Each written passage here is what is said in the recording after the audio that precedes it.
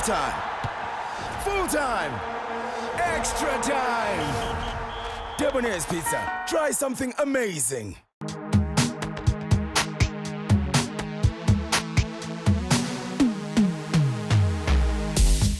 Welcome to another edition of Kickoff on the Couch, proudly brought to you by Debonair's.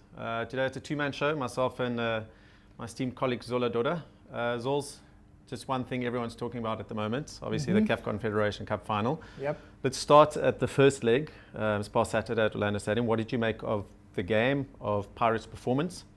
How do you think that in? Look, in my personal opinion, I think a lot of people underestimated Etoile du Sahel because people thought that Pirates were just going to walk over them since they beat Al Ahly 4-3. They just came to the game thinking that in a high spirit, and they've also beaten Kaizer Chiefs. But they were actually disappointed because Etoile du Sahel were very tactically disciplined. They knew what they were looking for. But when Pirates took the lead and led 1-0, I thought 1-0 is going to be very good going to Tunisia. But I mean, after the 1-1 draw, I thought it's going to be very, very difficult because they're going to be very frustrated with the crowd. They're going to be frustrated with the players. There's going to be a lot of gamesmanship. And I'm pretty sure that that Etoile would be happy with the 1-1 draw. As we've seen with a lot of their results leading up to this final, they have been happy to get the draw away from home and then obviously beat the opposition then in front of their home fans. So for Pirates to concede that away goal, it's going to be crucial going into the second leg. It's going to be crucial because the thing is now Pirates have to go there and take the game to Etoile du Sahel. People keep talking about the class of 1995, but then things were a little bit different. It's 20 years ago. Yeah, it was 20 years ago.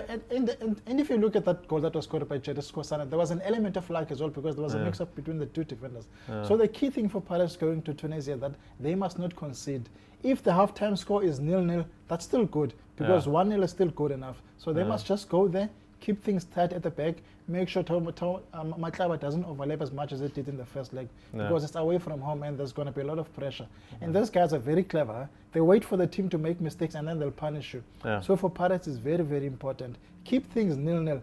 If you go to the second half with 0-0, they must be happy. Okay, so judging by that first leg, what do you think? Which mistakes did Pirates make that they would have picked up on, which they would then hopefully rectify in the second game? And secondly, is that result possible? Can Pirates go to Tunisia and get that result? They can go and get the results, but I mean they need to be disciplined. Look at the first leg game; they conceded way too many free kicks next to their goals. And the first free kick went in, but fortunately it was offside. So and the second one, unfortunately for them, went in. It was a legitimate goal. So they need to be very, very careful. The centre back between Gaba and Sangweni, they need to watch. You can't. I mean, if you're playing against a very experienced team, you can't afford to give away free kicks next to the D line. You're going to be punished. So the key thing for them is to make sure that you don't concede those free kicks, and then up front they need to make sure that Gabuza stays with Erasmus because the thing is you can't have one player drifting up wide and one player drifting on the left hand side because I mean who's going to be left at the centre forward? So in order for them to punish them, those two need to stick together as well as the midfield need to be solid as well. And hopefully this coming weekend, Issa is going to start in midfield. Tell me, what does your heart say result-wise, and what does your head say result-wise? Look, my heart says Pirates 1-0. But the truth is, I think Etoile du Sahel will definitely win this one. The away goal was the crucial factor. Away goal was a crucial factor, and the pressure is going to be too much for Pirates. Because, I mean, look at how Pirates played against Al Ahly in 2001 during the group stages. There was no pressure. They played very well. They went there and won 3-0. But in the final, they cracked. Now everyone is talking about what happened 20 years ago, and that is putting so much pressure on these guys. And this is a team of inexperienced players because very few of these guys were around when Pirates played in 2013. So I think the pressure is going to count against them.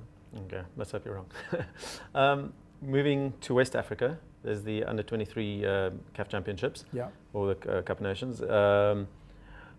Top three go through to Olympics, and obviously it's been a good year for our national teams with our ladies and with Amajita playing at the World Cup.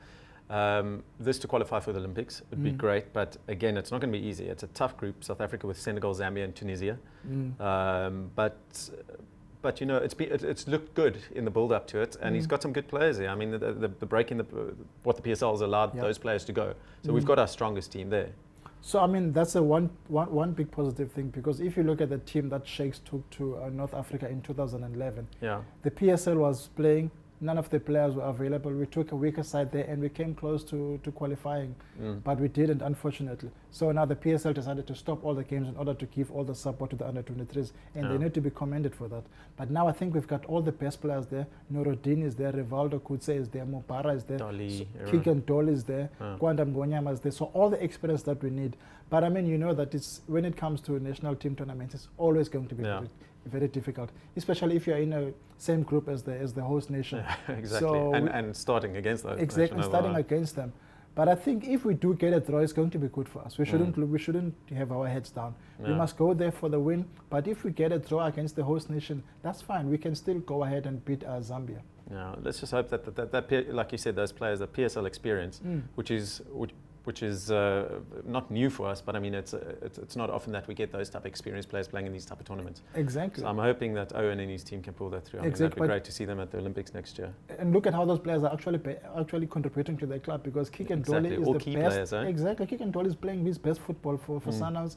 Mopara is playing his best football. Rivaldo's been doing it for Bafana. And they've also helped Ajax win the MTN 8. So we've got the best players performing. Menzo Masuku and Gifmo Tupa. They are doing very well for Paris, and the fact that the team has reached the final, that means that is good for their confidence. So hopefully that they'll take that form and transfer it to the under-23s, and we can qualify for the Olympics for the first time since 2000.